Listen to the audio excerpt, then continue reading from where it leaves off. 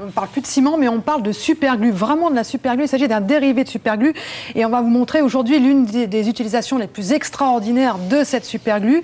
Eh bien, c'est d'aller réparer au plus profond de votre cerveau, dans des zones qui sont complètement inaccessibles, des malformations artério-veineuses, des malformations qui provoquent des fuites, parce que tout simplement, il y a une communication tout à fait anormale entre les veines et les artères, entre certaines veines et certaines artères du cerveau. Ça provoque des fuites.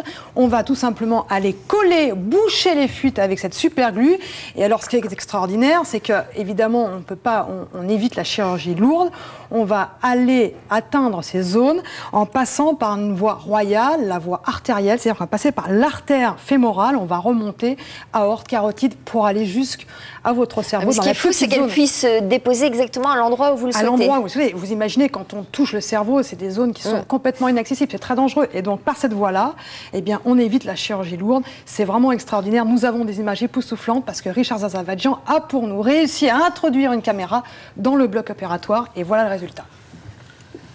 Je vais vous parler d'une technique médicale qui va vous surprendre, vous étonner et peut-être même vous concerner directement, la colle. Alors rassurez-vous, c'est pas la colle comme celle-ci qu'on utilise pour les carrelages. Non, c'est de la colle médicale. Il faut savoir que des milliers de personnes souffrent de malformations artérielles, de certains anévrismes qu'on ne peut pas opérer. Eh bien, les médecins ont trouvé une technique qui consiste à injecter de la colle dans le cerveau. C'est incroyable, ça vous étonne et pourtant, ça marche. Écoutez, je suis rentré pour un IRM, pour un problème d'oreille, en réalité, un bourdonnement dans l'oreille.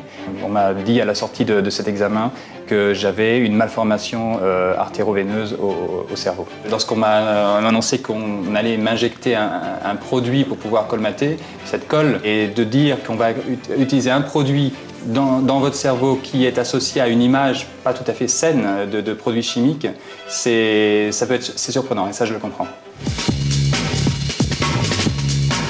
La colle dans le cerveau, mais non, c'est impossible. Ça, je crois pas. C'est un gag ou quoi? C'est une caméra cachée. La partie centrale du cerveau est extrêmement difficile d'accès par un abord chirurgical traditionnel. Et c'est là qu'il y a les malformations? Nous avons une partie de ces malformations qui se situe dans les parties profondes du cerveau, et c'est la raison pour laquelle on utilise de la colle dans ces localisations pour traiter ces malformations très centrales dans le cerveau. Vous injectez, vous rentrez par la jambe, vous passez par le cœur, par où vous passez? On accède à ces artères, bien évidemment, par l'intermédiaire de l'artère fémorale. Et puis on monte le long de l'aorte, on laisse le cœur à droite, et ensuite on a les vaisseaux qui vascularisent le cerveau à notre disposition. Alors professeur Moret, voici enfin la colle que vous mettez dans le cerveau? Absolument. Je vous montre. C'est vraiment de la colle. Donnez-moi vos doigts. Oh non, mais Non, je vous en prie. Voilà. Ah, je confirme. Voilà. Je confirme. C'est une petite cuisine. Ensuite, on mélange, un peu comme si on battait l'omelette. Et la colle est prête. Ah, qu'est-ce que je fais avec mon doigt collé? Bah, vous enlevez les gants. Ah.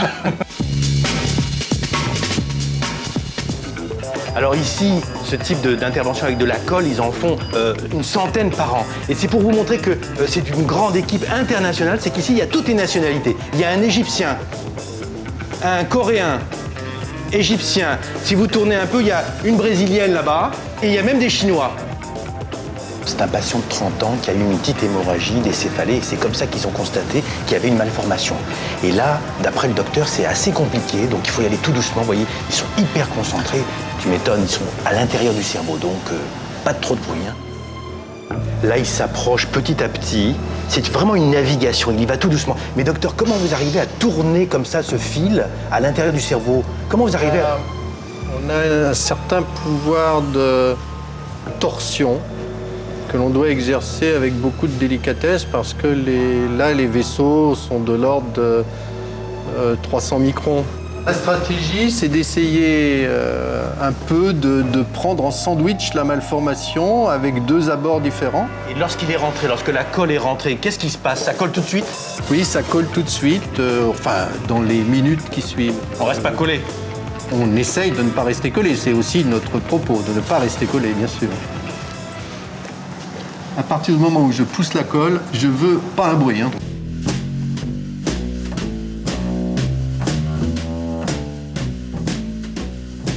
L'intervention est presque terminée, elle a duré environ 2 heures et c'est une réussite. Alors aussi bizarre que ça puisse paraître, de la colle dans le cerveau, ça peut concerner beaucoup de monde, des milliers de personnes. Alors, je ne peux pas m'empêcher de la faire. Je n'ai pas été opérée, je n'ai pas subi de colle dans le cerveau, mais pourtant, il y a des jours, on se demande. Je voudrais avoir en ligne le professeur Jacques Moret de la faculté de médecine Bichat-Beaujon. Bonjour, professeur. On vient de voir en quoi consistait cette intervention absolument incroyable. J'imagine que ce type d'intervention était très délicate. Est-ce qu'il y a des risques et des effets secondaires indésirables ? Vous êtes là? Bonjour. Bonjour. Oui, je Bonjour. suis là, je vous écoute. Je ne vous vois pas, mais je vous écoute. Alors dommage. effectivement, il peut y avoir des effets indésirables. Oui. Il est évident que le contrôle de la colle est fondamental et une colle qui s'échappe potentiellement dans un territoire non désiré peut occasionner des troubles neurologiques. Par exemple, vous avez eu des cas très embêtants à la suite de ce type d'intervention? Oui, c'est-à-dire que nous avons des complications qui peuvent aller de la simple perte de sensibilité au niveau d'un doigt à une hémiplégie complète, Ah oui, quand même. voire éventuellement à une complication grave pouvant mettre la vie du malade en danger, que l'on retrouve dans environ 1,5% des traitements. D'accord. On demande si ce type d'intervention, cette injection de colle peut être pratiquée ailleurs que dans le cerveau. Est-ce que ça se pratique que dans cette partie du corps ou pas? Oui, bien sûr, ça se pratique également au niveau des malformations artério-veineuses des membres, par exemple, ou de l'abdomen. Il faut savoir que c'est une colle qui, au départ, a été utilisée par les chirurgiens pour mettre autour des sutures artérielles en général. D'accord. Est-ce que lorsque, par exemple, l'intervention s'est mal placée, il y a un moyen de retirer cette colle ou c'est une intervention irréversible? Non, il n'y a pas moyen de retirer la colle, c'est irréversible, d'où la nécessité de contrôler parfaitement sa mise en place. Est-ce qu'on peut imaginer qu'on puisse, dans un proche avenir, soigner les accidents vasculaires cérébraux avec cette technique? Parce que ça sera extraordinaire. Est-ce qu'on pourrait aller plus loin que de rares anévrismes ou une malformation artério-veineuse?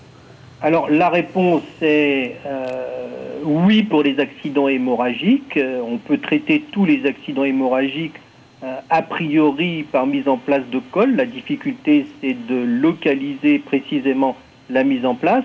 Dans les accidents qui consistent à ne pas, disons, ce qu'on appelle ischémique, donc manque de vascularisation, il est évident que là, on ne peut pas utiliser la colle. D'accord. Mais c'est une intervention que vous faites en dernier recours ou parce que c'est quand même un geste qui peut avoir de lourdes conséquences?